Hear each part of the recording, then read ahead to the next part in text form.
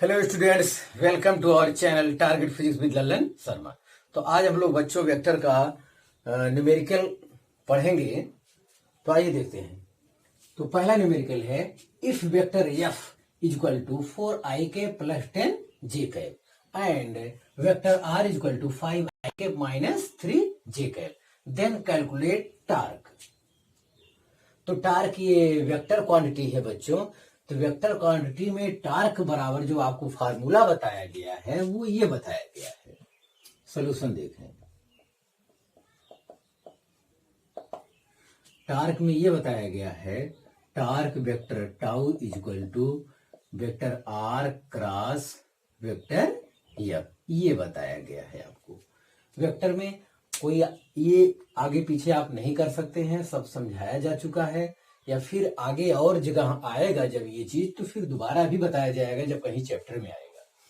हाँ, एक चीज और बच्चों, जो लोग फिजिक्स देख रहे हैं उनसे ये रिक्वेस्ट है कि वो लाइक भी कर दिया करें, कमेंट कर दिया करें, सब्सक्राइब जो उनके जान पहचान के लोग हैं उनसे करने का प्रयास करें। बस इतना ही कहना था। आप देखिए न्यूमेरिकल। तो जो टार्क में जो वो हमने विधि बताया था मैथमेटिक्स वाला, तो उस विधि में आई कैप, जे कैप, के कैप तीनों का होना आवश्यक है। तीनों आपको बनाना पड़ेगा। तो मैं ये सवाल केवल कंसेप्ट क्लियर करने के लिए लगवा रहा हूं ताकि हर चीज आपका क्लियर हो जाए। देखिए आर वेक्टर आपको कैसे लिखना चाहिए। तो आर वेक्टर लिखना चाहिए, आर के स्थान पे ये 5i cap minus 3j cap और प्लस 0k कैप, जबकि है नहीं वो चीज, फिर भी आपको वो लाइन लिखना चाहिए। क्रॉस तीनों आपको कर लेना चाहिए, क्योंकि अगर आप मैथमेटिक्स भी इससे करते हैं तो तीनों होना चाहिए। जो नहीं है उसके स्थान पर 0 लिख दिया करिए। और यह वेक्टर में देखिए 4i cap minus 10j cap plus 0k cap, बस इतना करना बच्चों। इसके बाद जो आपको थ्योरी बताई गई है वो आई कैप लिख दीजिए, जे कैप लिख दीजिए, के कैप लिख दीजिए, और इस प्रकार से इसे डिटर्मिनेंट विधि कहते हैं गणित में। तो आर वाले वेक्टर का टोटल वैल्यू आप लिख दीजिए। यहाँ 5 लिख दिया, माइनस 3 है, यहाँ 0 है, और फिर अब की बार फोर्स वाले का 4 आई जे के का गुणांक रखना है, माइनस 10 और 0। और उसके बाद जो आपको मेथड बताया गया है, मेथड में ये बताया गया है कि आप आई लिख लीजिए, आई के बाद इतना माइनस इतना, जिसको आप लिखिए उसको ढक लीजिए आप, बस खत्म। तो पहले इतना माइनस 3 गुणे 0, 0 आया, माइनस 10 गुणे 0 कितना आया, 0 आया। चलो ये तो खत्म हो गया। अब उसके बाद बताया गया कि माइनस जे कैप लिखा करो। फिर अब की बार जे कैप वाली लाइन को पूरा ढक लेते हैं। तो इतना 5 गुणे 0 0, माइनस 4 गुणे 0 0, ये भी खत्म हो गया। और प्लस है के कैप, अब की ये वाली लाइन ढक लेते हैं। तो 5 गुणे 10 माइनस 10, तो ये हो गया माइनस 50, और माइनस एक हमारे फार्मूले वाला, एक इसका वाला, तो 4 3 जा 12, तो ये माइनस माइनस क्या हो जाएगा, प्लस हो जाएगा। तो ये तो खत्म हो गया बच्चों। 0i प्लस 0j मत लिखो। 50 माइनस 12 38, माइनस 38 के कैप। तो जो इनका टार्क आया बच्चों वो केवल इतना आया। तो टार्क ये वेक्टर क्वांटिटी है, और ये मैग्नीट्यूड में यूनिट वेक्टर से गुणा हुआ है, तब ये टोटल वेक्टर है। तो ये 38 है, 8 2 10 और 3 4 5, ठीक है। तो 38 के आएगा। अगर कैलकुलेशन में कहीं कोई गलती नहीं है तो बच्चों हमारा ये सवाल सही है। तो इस विधि से आपको सवाल लगाना चाहिए।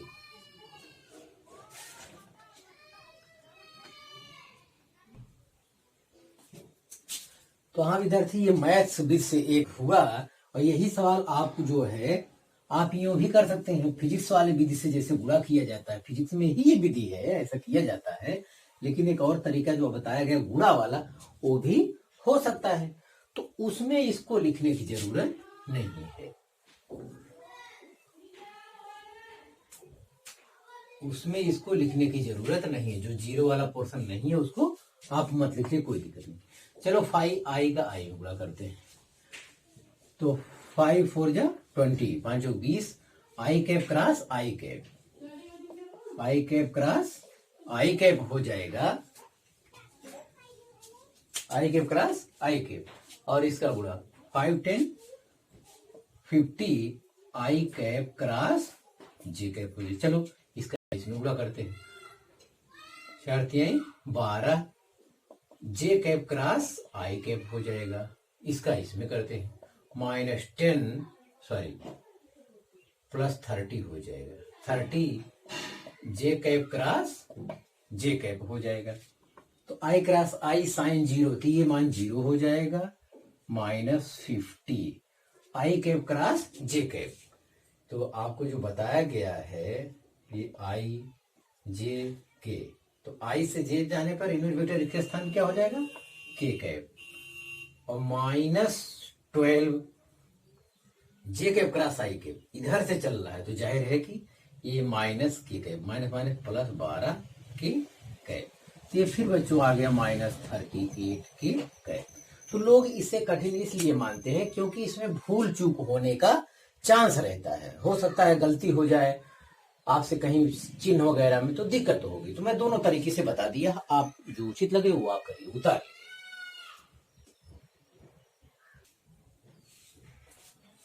तो विद्यार्थी दूसरा न्यूमेरिकल देखें, find a unit vector, find a unit vector perpendicular to the both vectors 2i cap plus 3j cap plus k cap and i cap minus j cap plus 2k cap.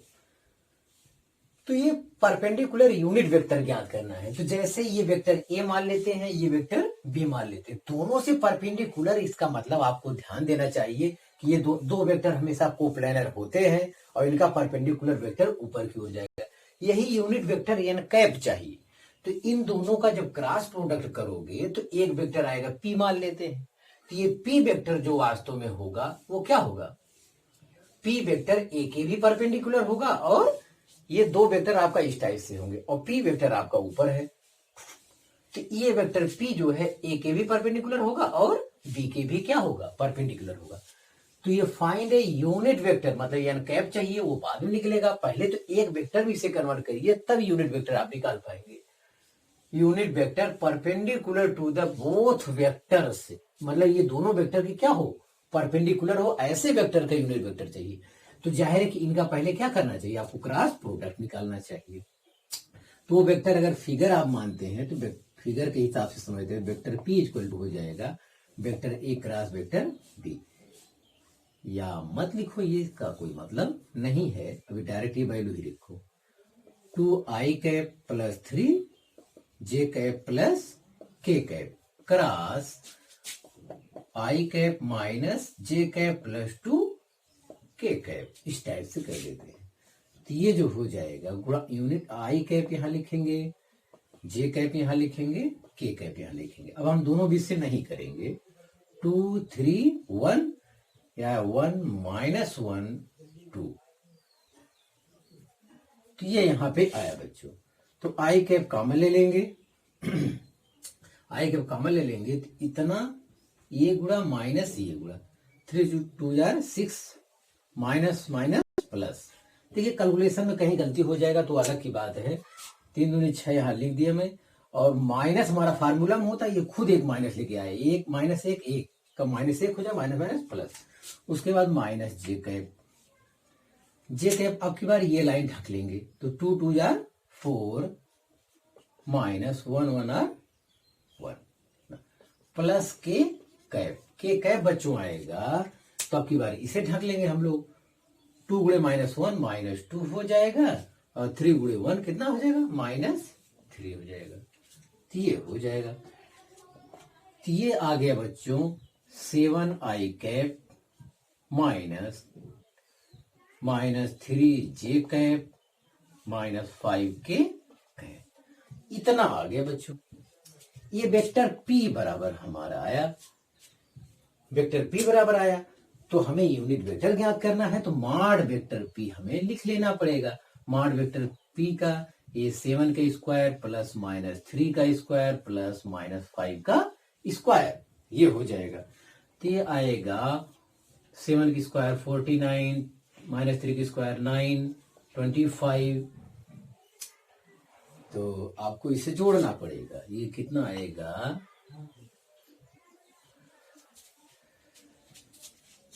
हाँ यहाँ आप देख लीजिए, इतने में शायद आपका हो जाए। तो ये हो जाएगा अंडर रूट में 49 प्लस 25, 9 5 के 4 34 हो जाएगा ये। अब इसे जोड़ लो, तो 9 4 13 के 3 हासिल 1 4 4 8 83 आया। वेक्टर पी का मैग्नीट्यूड 83 आया। अगर कैलकुलेशन बच्चों सही है तो कोई दिक्कत नहीं, इतना आया। अब इसी पी वेक्टर का यूनिट वेक्टर चाहिए। यूनिट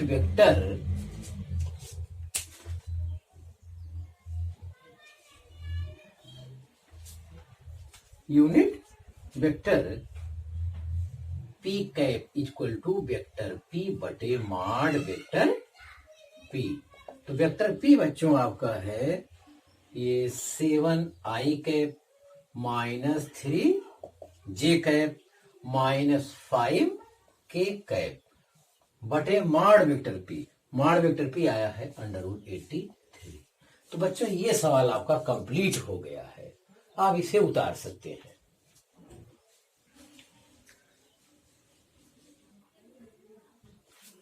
तो हाँ विद्यार्थी, आज का तीसरा सवाल देखा जाए। इस वेक्टर ए इक्वल टू इतना, वेक्टर बी इक्वल टू इतना and vector C equal to इतना, then find the angle between the vectors vector A plus vector B plus vector C and vector A cross vector B in degree. मतलब एक vector ये हो गया, एक vector ये हो गया, इन दोनों वेक्टरों के बीच का एंगल चाहिए। तो ये सवाल भले ही लंबा लिखा हो, इसमें बिल्कुल परेशान होने की जरूरत नहीं है। एक तो ऐड कर इनके बीच, अरे जोड़ लेंगे तो एक वेक्टर आएगा, और ये भी क्रॉस गुणन कर लेंगे तो एक वेक्टर हो जाएगा। दो वेक्टरों के बीच एंगल ज्ञात करने के लिए बच्चों डॉट गुणन ही ठीक है। ध्यान दें। तो पहले ये व्यवस्था कर लेते हैं। मान लेते हैं vector A plus vector B plus vector C, वो पी के बराबर है। वेक्टर पी इक्वल टू हो जाएगा vector A plus vector B plus vector C, मान लेते हैं। तो वेक्टर ए आपका कितना है, चलो लिख लेते हैं, आई cap plus 2 J cap plus 3 K cap. Vector A हो गया। वेक्टर बी है माइनस आई कैप प्लस जे कैप प्लस 4 के कैप, चलो ये लिख लिए। और वेक्टर सी लिख लिए, 3i कैप माइनस 3 जे कैप माइनस 12 के कैप। तो भैया हो गया, जोड़ लिए हम। तो चलो जोड़ते हैं। तो सजाती पद जितने होते हैं term, i minus I cut गया, और देखो कोई आई है, 3i है, तो 3i कैप बच रहा है। चलो जे इकट्ठा करो, 2j 2 3j 3 माइनस 3 खत्म हो गया, मतलब जे का गुणांक है ही नहीं है। चलो लिख देते हैं 0j कैप। के का हो 3k cap, 3 plus 4 7k cap, 7k cap positive है और 12k कैप निगेटिव, तो 12 में से 7 के माइनस 5k कैप। तो बच्चों आपका वेक्टर P आ गया, इनके स्थान पर एक वेक्टर में कन्वर्ट के लिए आ गया। अब इनके स्थान पे ये मान लेते हैं कितना है, वेक्टर Q मान लेते हैं। वेक्टर Q बराबर vector A cross vector B। तो अब A और B की वैल्यू मैं रख देता हूं। ये है I cap plus 2 J cap plus 3 K cap cross जो वेक्टर हो जाएगा B माइनस आई कैप प्लस जे कैप प्लस 4 के कैप हो जाएगा, क्रॉस गुणन। और इसका तरीका है आई कैप जे कैप के कैप लिख दीजिए, डिटर्मिनेंट भी कहा जाता है, सारणी मेथड। तो आई इसका गुणांक लिखें 1 2 3, इसका गुणांक सब आई जे के का, और फिर उसके नीचे ये वाले लिखें, तो -1 1 4, तो ये हुआ गुणांक, इतना हुआ। अब इसको हमको तरीका से लिखना है। ये ढक लेते हैं हम, इतना गुणे इतना माइनस इतना गुणे, तो 4 2 जा 8 माइनस 3 माइनस उसके बाद जे कैप, उसके बाद ये वाली लाइन ढक लेंगे, तो 1 गुणे 4 माइनस ये वाली ढके हैं आप, तो 1 गुणे 4 माइनस, और ये पहले से माइनस है तो माइनस आने क्या हो जाएगा +3, और उसके बाद है के कैप। के कैप है तो बच्चों अब की बार ये ढक लेंगे, तो 1 गुणे 1 1 आया, माइनस माइनस 1 गुणे, तो ये खुद माइनस आ रहा है, तो माइनस माइनस क्या हो जाएगा 2 हो जाएगा। तो ये कैलकुलेशन करने पर आया 8 माइनस 3 आया 5 आई कैप और -7 जे कैप, -7 जे कैप और +3 के कैप। बच्चों एक वेक्टर में इसे कन्वर्ट कर दिए, एक वेक्टर में इसे कन्वर्ट कर दिए। कह रहा है इन दोनों वेक्टरों के बीच एंगल ज्ञात करना है, और एंगल ज्ञात करने के लिए बच्चों सबसे अच्छा तरीका है डॉट गुणन। तो vector P dot vector Q equal to जो फार्मूला होता है वो PQ cos थीटा होता है, PQ cos थीटा होता है। जब PQ cos थीटा होता है, जाहिर है P और Q वेक्टर का क्या ज्ञात करना होगा, मैग्नीट्यूड ज्ञात करना होगा। तो Q का मैं यहां निकाला हूं, तो यहां पे मैं ज्ञात कर ले रहा हूं, mod vector Q। Mod vector Q मतलब Q ही है। ये देखें 5 के वर्ग 25 -7 के वर्ग 49 ये होगा, और 3 के वर्ग 9 होगा। तो ये कितना आ रहा है Q का मान 49 है। तो 9 5 14 4 हासिल 1। अभी तो शायद हमें लगता है यही किए थे कैलकुलेशन हम लोग, तो 9 4 13 3 हासिल 1 83। इससे पहले भी अभी कैलकुलेशन किए थे कुछ समय पहले। तो Q का मान हमें पता चल गया, P वाले का भी मान यहां कहीं निकाल लेते हैं। P वाले का मान वेक्टर P लिखें या P लिखें, दोनों एक ही बात है। तो 3 का वर्ग 9 हो जाएगा, 0 वर्ग लिखना ही नहीं है, -5 वर्ग 25 हो जाएगा, तो ये 34 आया। तो P और Q का यहाँ मान की जरूरत है, तो हम निकाल लिए, बस बच्चों खत्म हो गया vector P dot vector Q। अब वेक्टर P और Q को तो आपको लिखना पड़ेगा क्योंकि इनका डॉट गुणन करना है। तो P की वैल्यू है 3 आई कैप +0 जे कैप -5 के कैप डॉट Q का Q वेक्टर आपका आया है ये 5 आई cap -7 J cap +3 K cap is equal to PQ।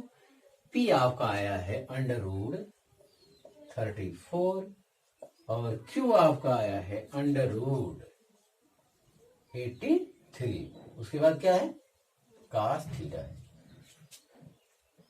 तो इनका जब डॉट गुणन करेंगे तो आई का आई में डॉट गुणन केवल आई का आई में, जे का जे में, के का के में किया जाता है। तो 5 3 jar 15 I cap dot I cap 1 होता है, और ये तो 0 हो गया, जे वाला है ही नहीं, जे का जे में 0 गुणे 7 0 खत्म। अब ये 15 -15 के कैप डॉट के कैप 1 होता है, ये तो भैया इधर 0 आया, इधर √34 गुणे √83 cos थीटा। तो ये cos थीटा बराबर 0 बटे यही सब आया है 34 × 83, मतलब ये तो मतलब 0 आया। और cos 0 कितने पर होता है, cos 90 डिग्री पर होता है। तो थीटा इक्वल टू 90 डिग्री। मतलब दोनों वेक्टर जोड़ने के बाद और क्रॉस गुणन करने के बाद ये दोनों वेक्टर परस्पर क्या है, परपेंडिकुलर है। वेक्टर P और वेक्टर Q आया क्या, परपेंडिकुलर है। तो उनके बीच कोण पूछ रहा था, वो भी डिग्री में पूछ रहा था, मैंने डिग्री में ले आया। तो बच्चों कुछ नहीं करना है, जोड़ लेंगे तो एक वेक्टर ये हो जाएगा, एक वेक्टर ये हो जाएगा। अब कह रहा है इनके बीच कोण ज्ञात करने के लिए कोण ज्ञात करने के लिए हमेशा डॉट गुणन का ही प्रयोग करें। वेक्टर A डॉट B बराबर AB cos थीटा, क्योंकि क्रॉस गुणन का प्रयोग अगर आप करते हैं तो वहां यूनिट वेक्टर आता है, वो वेक्टर में ही आता है, गुणा करने के बाद भी वेक्टर में आता है। तो उसका मैग्नीट्यूड लेना पड़ेगा। तो सवाल उतार लें।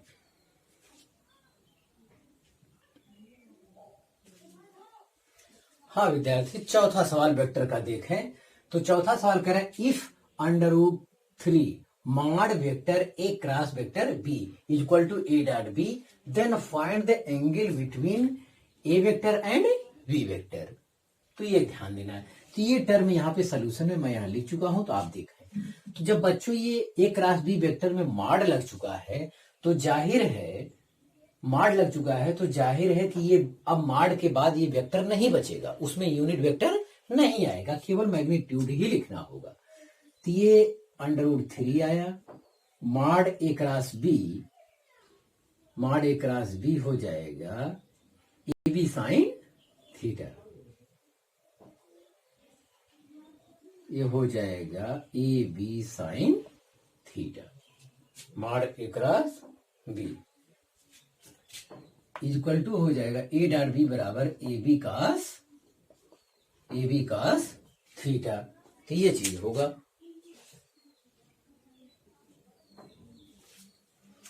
तो √3 ए बी साइन थीटा, यहां एन कैप अब नहीं लगेगा, मॉड लग गया है, क्योंकि vector A cross vector B बराबर बच्चों होता है A B sine theta N cap. लेकिन मॉड लगाने पर अब एन कैप की आवश्यकता नहीं, क्योंकि ये अब वेक्टर नहीं आएगा, बस इतनी सी बात है। तो ये मेरा खत्म हो गया। तो ए बी दोनों तरफ है, कैंसिल हो जाएगा। तो ये साइन थीटा पान का थीटा इधर ले आइए, तो ये हो जाएगा 1/√3। ये है tan थीटा बच्चों, tan थीटा बराबर 1/√3। जहां तक हमारी जानकारी है ये tan 30 अंश का मान होता है। तो ये लोग जिनका ये कोण वगैरह की स्थिति कमजोर है वो बेसिक मैथमेटिक्स 0203 देख लें वीडियो। तो थीटा इक्वल टू 30 डिग्री आया या π/6 आया रेडियन में। तो ये सवाल उतार लीजिए। हाँ बच्चों, पांचवा न्यूमेरिकल हम आपके लिए लिए हैं, लिखे हैं। वो कह रहा है find vector A dot vector B if mod vector A equal to 2 mod vector B equal to 5 and mod A cross B equal to 8। तो ध्यान दें, तो mod A cross B solution में बच्चों देखें, जिसे दिया है mod A cross vector B equal to 8। तो ये हो जाएगा A B sine theta. N cap नहीं लगेगा क्योंकि ये मैग्नीट्यूड केवल चाहिए, दिशा में नहीं चाहिए हमको। ये है 8 और ए मतलब मॉड वेक्टर ए कितना दिया है 2 दिया है, बी मतलब मॉड वेक्टर बी ये कितना दिया 5 दिया है। ये साइन थीटा इक्वल टू 8 आया। तो साइन थीटा इक्वल टू आया 8/3/5 आ रहा है। ये 3/5 आ रहा है, 4/2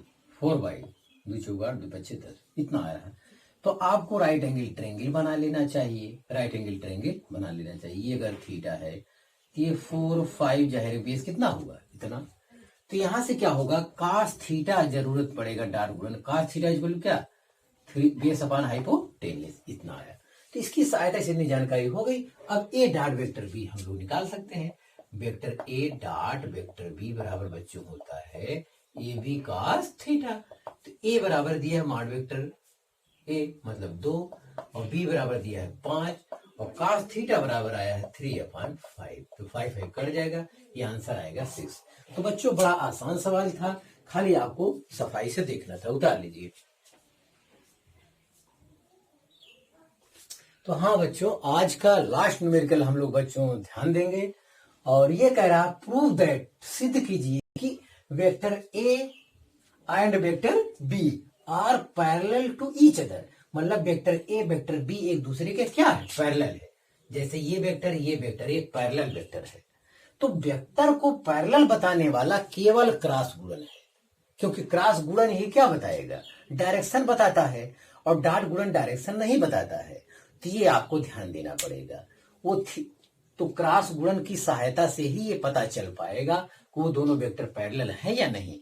पैरेलल अगर है दोनों वेक्टर तो ए और बी वेक्टर का क्रॉस गुणन क्या आना चाहिए 0, क्योंकि पैरेलल दो वेक्टर हैं तो उनके बीच का जो एंगल होता है वो कितना होता है 0 डिग्री होता है। तो पैरेलल वेक्टर किसे कहते हैं? कॉपी में डिफिनेशन लिखा है, सफाई से आप देख लीजिए। उन दोनों के बीच जो एंगल होता है वो 0 डिग्री का होता है। तो ध्यान दें, अब आपको पता चल गया होगा। अब ए और बी का क्रॉस गुणन करते हैं। अगर 0 आ जाता है vector A cross vector B, तब तो ये हो जाएगा, ए की वैल्यू है 4i cap plus 3j cap plus k cap cross 12i cap plus 9j cap plus 3k cap. इतना है बच्चों। तो ये डिटर्मिनेंट में से i cap j cap k cap यहां लिखिए और मार लगाइए। ये हो जाएगा 4 3 1, ये हो जाएगा 12 9 3। तो इतना हो जाएगा बच्चों। यहाँ आई कैप आप कॉमन ले लेंगे तो ये लाइन ढक लेंगे, तो इतना माइनस इतना, 3 3 9 माइनस 9, या माइनस जे कैप लिखते हैं बच्चों। तो आपकी बारी, ये वाला ढक लेंगे, 4 3 12 माइनस 12 1 12 प्लस के कैप लेंगे बच्चों। तो के कैप जो है ये वाला ढक लेंगे, तो 4 9 36, 36 माइनस 36 36, ये भी हो गया। तो ये हो गया 0 आई कैप माइनस 0 जे कैप प्लस 0 के कैप। यहां कोई मतलब नहीं है, ये 0 वेक्टर ही आया, 0 वेक्टर आया। ए क्रॉस बी बराबर क्या आया? 0 आया। ए क्रॉस बी 0 आया। इससे पता चलता है क्या होता है, दो वेक्टरों का क्रॉस गुणन अगर 0 आ रहा है तो वो दोनों वेक्टर क्या होंगे? पैरेलल। पैरेलल इसलिए होंगे क्योंकि ए क्रॉस बी बराबर होता है ए बी साइन थीटा, और साइन 0 का मान 0, तो टोटल सिस्टम क्या हो जाएगा? अतः 10 vector A parallel vector B. आगे सिद्ध करने की जरूरत नहीं, पैरेलल के लिए थीटा बराबर 0 ले आइए। तो अगर दो वेक्टरों का क्रॉस गुणन 0 हो गया तो वो केवल पैरेलल में ही होता है या इक्वल वेक्टर में होता है। तो कभी कभी ऐसा भी होता है, दोनों पैरेलल का मतलब ये भी तो एक पैरेलल है, दोनों का मैग्नीट्यूड सेम हो जाए या अलग अलग हो तब भी वो पैरेलल कहे जाएंगे। तो दो वेक्टर अगर पैरेलल हैं बच्चों तो उनके बीच एंगल जो होता है वो 0 होता है। तो 0 के लिए अगर उनका क्रॉस गुणन 0 आ गया, कि क्रॉस गुणन 0 आए, 0 कैसे आएगी? इसका ए 0 है नहीं, बी 0 है नहीं, तो साइन 0 क्या होना पड़ेगा? इनके बीच एंगल जो है साइन 0 मान 0 होता है, पूरा 0 हो गया। तो 0 एंगल पैरेलल में ही होता है, ध्यान दें। और 180 के लिए अपोजिट वेक्टर तो माइनस साइन 180 मान 0 नहीं होता है।